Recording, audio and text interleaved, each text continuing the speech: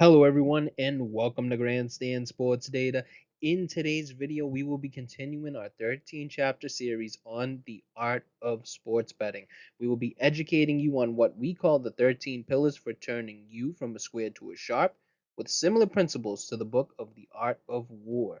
We will be providing action steps through each of the chapters so you can improve your betting approach and get you betting more responsibly. We will also add our final thoughts from the 17 years of experience that we have betting on sports. So let's get right into it. So, as you can see, chapter 11 is going to be power ratings. Sun Tzu once said, when your position is solid, you can make others reveal theirs. In sports betting, your solid position is going to be your power ratings.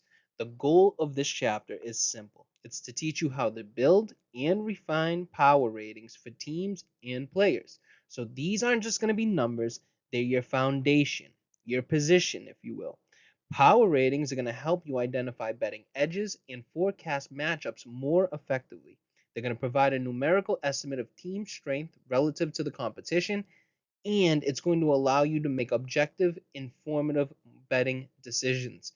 Think of it this way, before you ever step foot onto the battlefield of the betting market, you need to know your army's strength. So, your power ratings, that's going to be how you scout your troops. So, let's get into how to build a solid position. All right, so let's break it down here. Power ratings are simply a numerical value that represents a team or player's strength based on actual data, past performance, and current form. They're the foundation of every sharp betting strategy. These numbers help you predict who's more likely to win or cover in a given matchup. Now, here's what really makes them powerful. Team strength is going to be your rating, tells you how strong a team is compared to others. So there's no hype, there's no media bias, just pure comparative strength. Next, we'll move on to adjustments. This is the power ratings are not static, right? They're going to evolve as the season goes on, and they're going to evolve based on real time factors like the ones you see or for your stats that make up your power rating. And most importantly, these are data and knowledge based. So that means they should be built on stats that correlate to your bet type and deep understanding of the sport. So, not gut feelings, not vibes, and not those ESPN talking heads. We want to think technical and fundamental factors. Now, remember, power ratings are your tactical map. The better and more accurate they are, the better your read on the battlefield. All right, so before we go any further, let's clear something up first. Power rankings are not the same as power ratings. A ranking is just going to tell you that team A is number one, team B is number two, and team C is number three, right? But a power rating is going to give you a numerical value, a score, if you will, that reflects how strong a team actually is. So, taking those same teams, team A might be a 92.4, team B might be an 88.7, while team C is an 86.5. See, this tells you more than just the order. It's going to tell you the gap between the teams. And that gap is where sports betting value lives. So, how where can we store these or what are the tools for power ratings? Well, let's move on. You can use software. In software, you don't need anything fancy. Excel or Google Sheets are more than enough to build, store, and then adjust your ratings. Heck, even a notebook works. So if you're more of the old school, you can use a notebook, but spreadsheets will save you, more time in the long term. Now, the data sources. This part matters and it matters probably more than people think. You want to use reliable stats and reports, things like official injury updates, advanced team metrics, league sites. You want to make sure that your data is updated regularly, right? For MLB, that means it's almost on a daily basis. For NFL, it could be more of a weekly basis. But you got to remember that garbage in equals garbage out. So keep your inputs nice and sharp when you're talking about your power ratings. The more consistent and informed your process is, the more accurate and valuable your power ratings become. Also, if you'd like to dig deeper or see a different video based on power ratings, you can check out our video, The Guide to Sports Betting Power Ratings, with our link down in the description below. All right, so let's walk through 10 levels of power rating methods. And this is basically from entry level all the way to those model based systems. The higher that you go, the more data and skill are going to be required, but you need to remember the sharper your edge should become. Okay, so in level 0, this is your entry level ratings. This is your basic win percentage or margin of victory approach. You use this basically to just get your feet wet. It's easy to start with, very surface level material. Next, you would move on to level 1. Level 1 is usually you take level 0 and then you just add a strength of schedule, element to it. An example would be the SRS statistic over at sportsreference.com, and all of the sports that they cover, they usually have an SRS rating for every team on the board. So you could check them out, and all that is basically what we showed you. It's, the margin of victory stat mixed with the strength of schedule, and it makes their SRS model. Now, let's move on to level 2. This is your team performance metrics. I'm sure we've all seen this everywhere. This is when you're comparing teams by how they perform statistically versus their opponents. Think of it like in the NBA world. You would take the team's offensive rating, look at their opponent, and look at their defensive rating, and then kind of find a middle area, right? And then you'd have that score for team A. Then you would do the same for team B. Do basically the same exercise. That's still a very simple rating system, but it is level 2. Now moving on to level 3, you can do something that I was fond of when I was younger, and that's stealing power ratings at level 3. You can just get them online. Is basically what I'm saying. You can use publicly available systems. You can use KenPom for college basketball, and I understand you got to remember that these are someone else's, and you're putting your money into someone else's hands. So that's not necessarily a great approach, but what you can do is you can compare them to your own power ratings. You can also see if there's a statistical relevance or correlation between their power rating and the bet type that you're trying to figure out. We could probably touch on that a little bit later. But let's move on to level 4, which is going to be ELO ratings. And these adjust for every game based on result and then the opponent's strength. So this is perfect for measuring momentum and seeing how a team's strength shifts over time. They are also a go-to for handicappers who are creating ratings for individual sports. Think of boxing, UFC, swimming, ping pong, anything of individual sport is really, really good. It's basically the home for ELO ratings.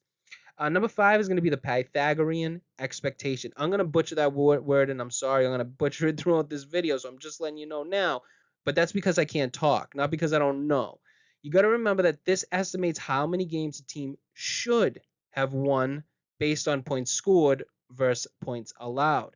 You want to use this when you want to find a team if a team is overachieving or underachieving their actual record. So this is actually a notable stat or a notable power rating that we keep in our. We're going to touch on that a little bit later, even though there's a slight tease there. I don't want to slip up though. Let's just keep it moving to level 6, which is going to be your situational power ratings. This focus almost entirely on fundamental factors. Remember, travel, injuries, motivation. And the reason why I say almost is because you need some kind of a team or player quality metric, right, to go along with those fundamental factors. But I need you guys to understand the point here. Situational power ratings are probably 90% fundamental factors. Now let's move on to level 7. This is weighted power ratings. So now you're assigning weights to your variables. Maybe you have your technical analysis in there, and they have certain weights, along with some fundamental factors, and then they have their weights. So you're using all of the factors or variables, whatever you want to call them, whatever the terminology is, and you're assigning weights to them. The reason why you would want to use this is when your data is telling you something about the stats. What stats move the needle more than others, right? Some power ratings use regression analysis, which will reach this level basically with the weights assigned. Now, let's move on to level 8. And level 8 is going to be combo power ratings. This is when you blend multiple methods into one system. So basically any of the methods that you've already seen. This is what we use at Grandstand Sports Data. It's basically our go-to because it balances depth with flexibility. As we move forward in this video, this is the level that we will be educating on you on. So we're going to be telling you things like what are the steps to power ratings, what should you be looking for in power ratings. When we touch on those, we're going to be going back to this, and that's level 8 combo power rating. So just keep that in mind. We're not doing anything less than level 8. And don't worry, if you've been keeping up with the art of sports betting, you won't feel lost. Don't Even though it looks like it is a little bit deep for you, you won't feel lost. Next, let's move on to level 9. This is your model-based power ratings. This is the mountaintop, basically, right? It's your regression models. It's your machine learning, massive data sets everywhere. Data, data, data. It's ideal for your expert bettors who want predictive power right? And the ability to code or basically analyze at a scale. The final tip that I'm going to give you, and probably the most important tip here, is that you most likely will not see any edge in the sports betting market until you reach about level 6 and up. So that's situational factors and up. And when I say up, I mean 6, 7, 8, and 9. So that's what you should be aiming for. Just know that anything before level 6 is just not strong enough to beat the market. I'm sorry, it's not. But know this: entry level is a tool, and the more tools that you master, the more angles that you can attack. So think of it like that. All right, let's talk about what actually goes into building a legit power rating system, especially when you're aiming for those combo power ratings. Remember, we talked about them in the last slide. So we're going to be pulling different elements from the 10 levels of power ratings that we touched on, and we're going to be fusing them together to find one cohesive system. Let's start with what we should start with, or maybe the foundation, and that is your base metrics. This is where your core performance indicators are. You should be finding out your bet type and tailoring the whole power rating around that. And that is, if you're a money line bettor, you want to find the win percentage. If you're a spread bettor, you want to find the margin of victory. Also, you want to factor in things like strength of schedule, and you also want to factor in home field advantage. Now, if you're more of a sport where there's a lot of neutral field, then maybe you can eliminate the home field advantage. But sports like NBA, NHL not so much, but NFL, these there's a home field advantage. You need to find it and you need to put it into your power ratings. So after logging in the base metrics, we already have levels 0 and 1 covered if you checked out the last slide. So let's move on to technical factors now. And here's where the analytics start to come in. These shouldn't be surface level stats neither, right? No points per game bullshit. Instead, we want you to use advanced stats that actually correlate to betting success for your sport. So for the NBA, you would think like offensive rating versus the opponent's defensive rating, or maybe you go in a little bit deeper, you look at the efficient field goal percentage, things of that nature. You go in a little bit deeper, and they need to correlate with your bet type. So if you're a money line bettor, the stats need to correlate in the long term to win percentage. So I hope that makes sense because it's very crucial for your handicapping. Next is going to be fundamental factors. And this is also crucial. Why? Because this is where most bettors they just mess up. These aren't numbers. These are going to be assigned value. You're going to need to assign these value to get the real world answers, right? So things like motivation, rest, weather, injuries, coaching, even player quality, it's all going to matter. And we have a handful of videos on fundamental factors if you would like to dig a little bit deeper on this topic. Now, you won't find these in box scores, these fundamental factors, but that doesn't mean that they don't move lines. So you need to do your best to quantify what matters for your sport. Next would be the other things to consider. So some bonus factors that deserve a look when refining your ratings could be online ratings, right? This is great for comparing or even weighting if the website's rating correlates to your bet type. So if it actually correlates to your bet type, factor it into your rating. Or I'm going to use quote unquote model when we're talking about a power rating. I'll explain why a little bit later.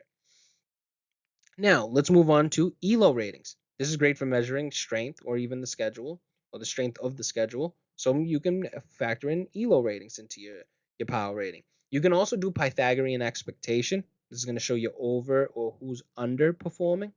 You can also do recent performance trends. You've probably seen this here on Grandstand Sports Data from our graphs, our financial graphs that we use, and we have the moving averages. We usually show you those during our matchup videos. You can check those out, NHL, NBA, NFL. We usually do the graphs only for the playoffs, though, so you would have to check out the playoff matchup video.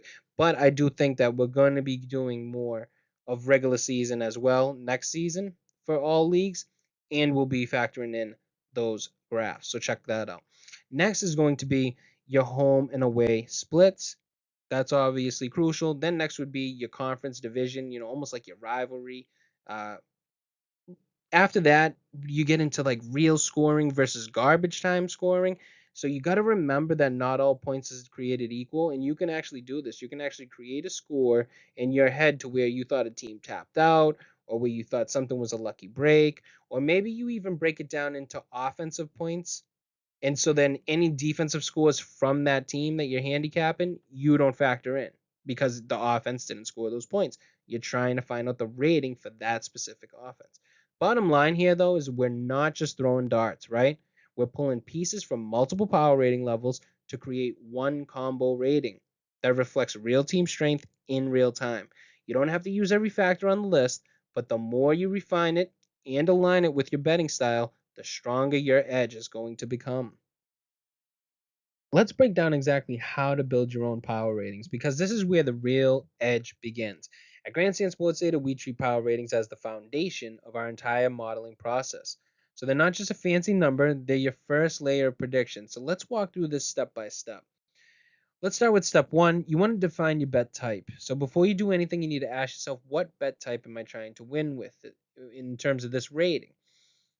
We talked about this already a lot throughout this presentation, but every rating system should be built to answer a question, and your bet type defines that question.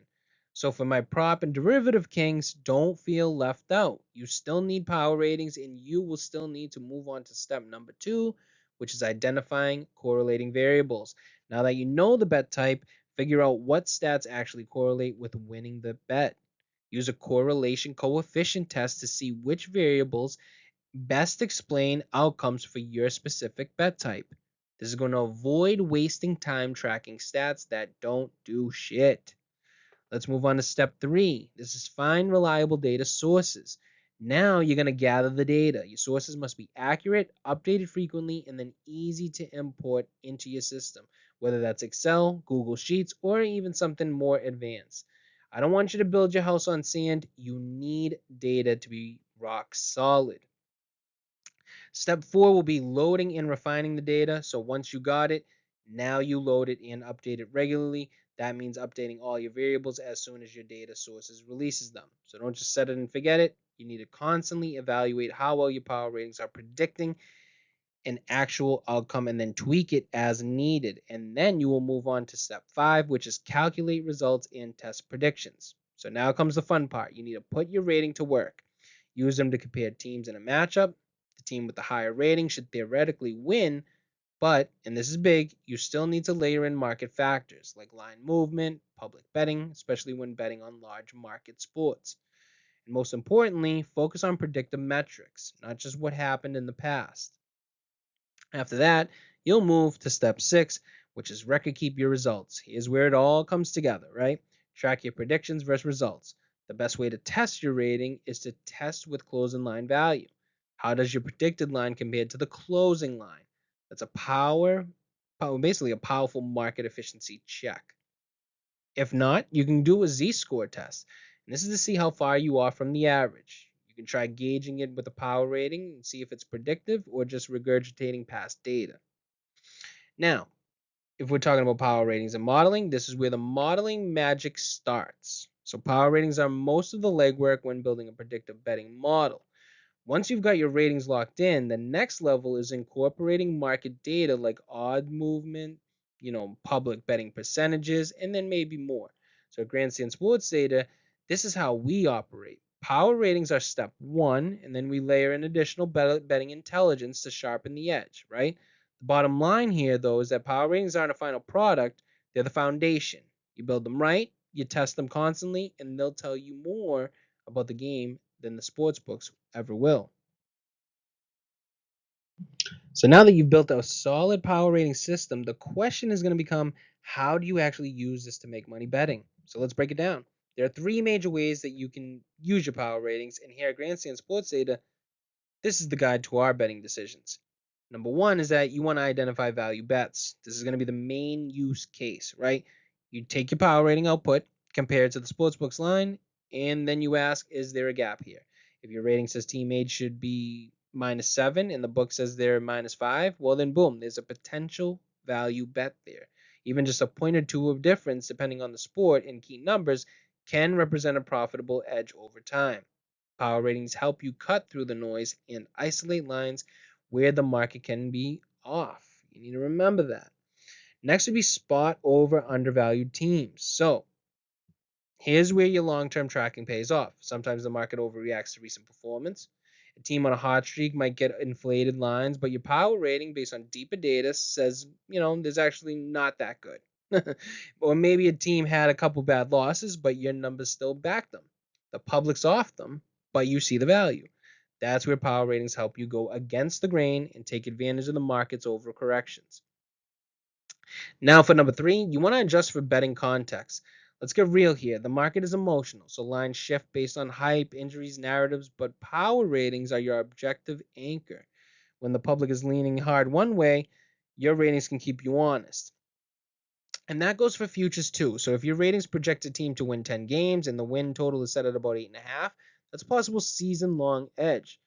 And whether it's game to game or season long bets, you need to remember power ratings help you separate opinion from opportunity. So the final word that we have here is that using power ratings in your betting isn't just predicting winners, it's about finding edges where others won't. When paired with a solid tracking system and sharp market analysis, power ratings are one of the most reliable tools in your sports betting arsenal. Now, let's talk about power ratings and why they're such a valuable tool in your betting strategy. First off, we're going to start with power ratings are universal, right? You can apply them to any sport. Football, NBA, individual sports, even niche sports like WNBA or soccer. Once you understand how to build them, the structure remains the same, and that's versatility right there. The next one would be they're perfect for fundamental handicappers. When if you're someone who loves digging into things like motivation, rest, matchups, or even coaching edges, power ratings give you a structured way to quantify that edge. Next would be they're also very easy to maintain, very super easy to maintain. Once you've got a system in place, updating team ratings can be quick. Just plug in the new data, make adjustments, and then boom, you're off into the market looking for edges. And then finally, most importantly, they're efficient. Instead of reanalyzing each team from scratch, you got a go-to snapshot that gives you a fast read on relative strength. It saves you time while keeping you sharp. So if you're building a model, creating matchup previews, or just, trying to stay ahead of the market, power ratings are the tool to absolutely keep in your toolbox. Now, before we wrap up, we need to be honest with the limitations of power ratings, right? First, they're based on past performance, and that does not equal future outcomes, right? The biggest challenge here is making sure your ratings are predictive, not just telling an old story. These ratings are the guide and not necessarily a guarantee. Second is that your power ratings don't account for all the little details that matter in real sports betting environment, right? So how do you quantify locker room tension or even late breaking injuries? Those are fundamental factors that don't always show up in the numbers unless you manually factor them in. And then finally, we have sample size matters. So if you're using data from just a handful of games, your ratings can give you a false sense of confidence. Power ratings need time to stabilize. So be cautious early in the season or when teams have limited data. And with that, this is going to wrap up our power ratings chapter here at Grandstand Sports Data. If you found value in this video, smash the like button. You can also subscribe to the channel if you'd like and drop a comment down below on what method power rating that you'll be using or what you use right now. And we read and respond to every comment, so make sure to put that down in the comment section below. And one final note before we go, there won't be a final thought segment in this chapter. If you ask why, it's because our next chapter is going to be the roadmap chapter.